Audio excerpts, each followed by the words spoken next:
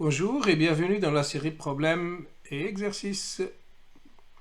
La vidéo d'aujourd'hui présente le corrigé de l'exercice 9, exercice exposé dans la vidéo intitulée Exercice sur les opérations élémentaires et les formes échelonnées lignes. Rappelons l'énoncé de l'exercice. Deux questions composaient l'exercice, toutes les deux concernent le calcul du rond de deux matrices à paramètres. Voici le corrigé.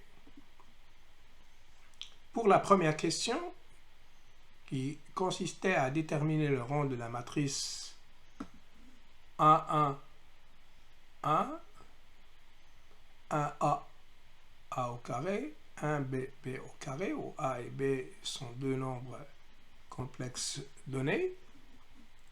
Rappelons que pour déterminer le rang d'une matrice, une manière est de chercher une forme échelonnée de la matrice, et une fois qu'on a récupéré une forme échelonnée de la matrice, il ne reste qu'à compter le nombre de lignes non nulles de cette forme échelonnée. Plus exactement, pour cette question, pour grand A, on remarque que si on lui applique les deux opérations élémentaires lignes qui consistent en ajoutant à la deuxième ligne moins une fois la première et en ajoutant à la troisième ligne moins une fois la première, on récupère cette matrice. Maintenant, la discussion du rang dépendra du fait que est-ce que A et B sont les mêmes, est-ce que A c'est 1, est-ce que B c'est 1, est-ce que les deux valeurs ou bien les deux paramètres A et B sont tous les deux égaux à 1. Donc il y a 4 cas à distinguer qui sont ceux-là. A et B égale à 1, A égale à B mais c'est pas 1, A égale à 1 et B différent de 1, ou B égale à 1 et A différent de 1, et A ce n'est pas B, et aussi toutes les deux valeurs ne sont pas égales à 1. Alors suivant qu'on se place dans un des 4 cas, le rang sera calculé de la manière suivante. Pour le premier cas où les deux paramètres sont égaux à 1, eh bien dans ce cas-là, notre matrice qui est équivalente à celle-ci, en remplaçant A et B par A1, on remarque que dans ce cas-là, le rang de la matrice est 1. Passons au second cas, qui était le cas où A c'est B, mais ce n'est pas 1. Alors, si A c'est B et c'est pas 1, alors donc la deuxième et la troisième ligne est la même chose, et donc on pouvait juste supprimer la deuxième ligne et la troisième ligne, c'est-à-dire on ajoute à la troisième moins une fois la seconde, et on va récupérer ici la matrice qui a ici cette ligne-là et ici cette deuxième ligne.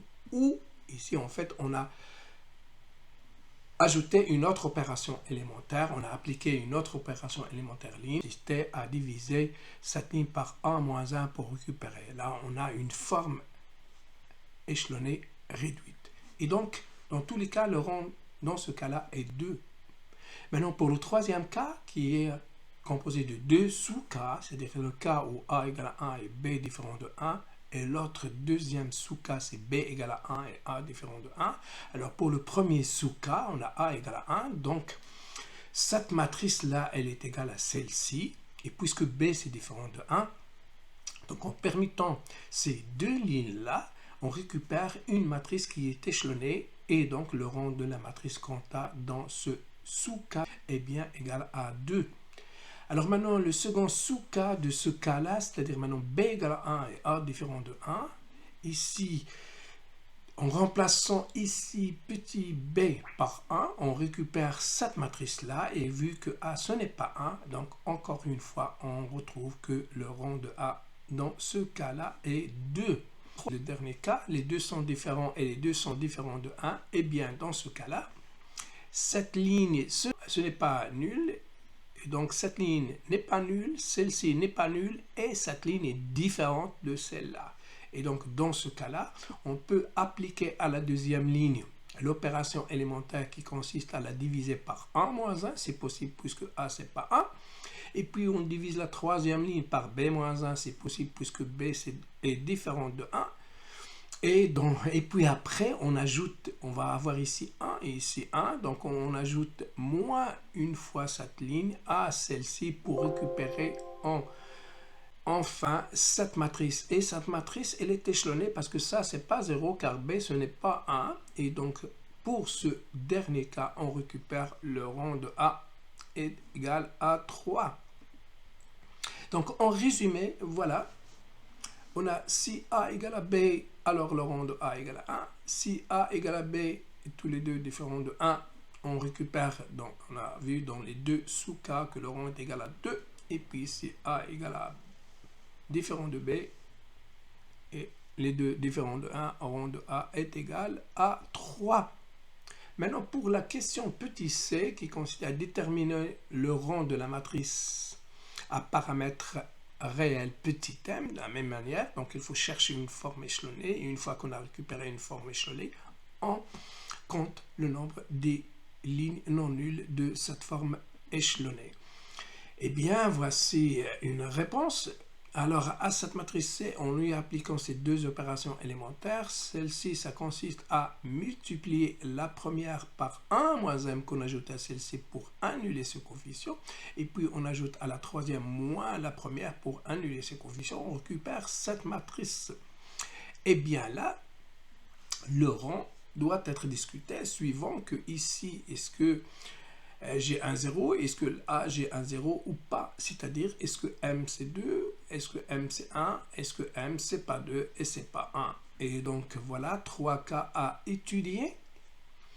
Si M égale à 2, alors notre matrice là, elle est égale à celle-ci. Et bien là, ce n'est pas encore échelonné, mais si j'ajoute à cette ligne une fois cette ligne, c'est-à-dire si j'applique à cette matrice L3, 2 de 1, c'est-à-dire une fois la deuxième ajoutée à la troisième, on récupère cette matrice. Et donc cette matrice est échelonnée, et là le rang de C donc est 2. Alors pour le cas où M est égal à 1, C qui est équivalent à cette matrice, si M est égal à 1, ça veut dire que cette ligne est nulle.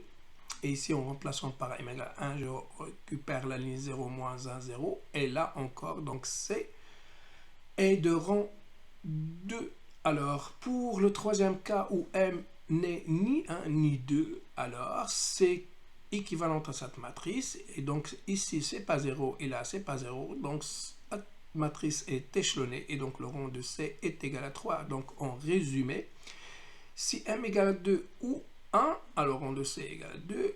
Dans tous les autres cas, le rang de C est égal à 3. N'oubliez pas de vous abonner à la chaîne pour que vous soyez les premiers servis. Vos commentaires et vos likes nous sont très utiles.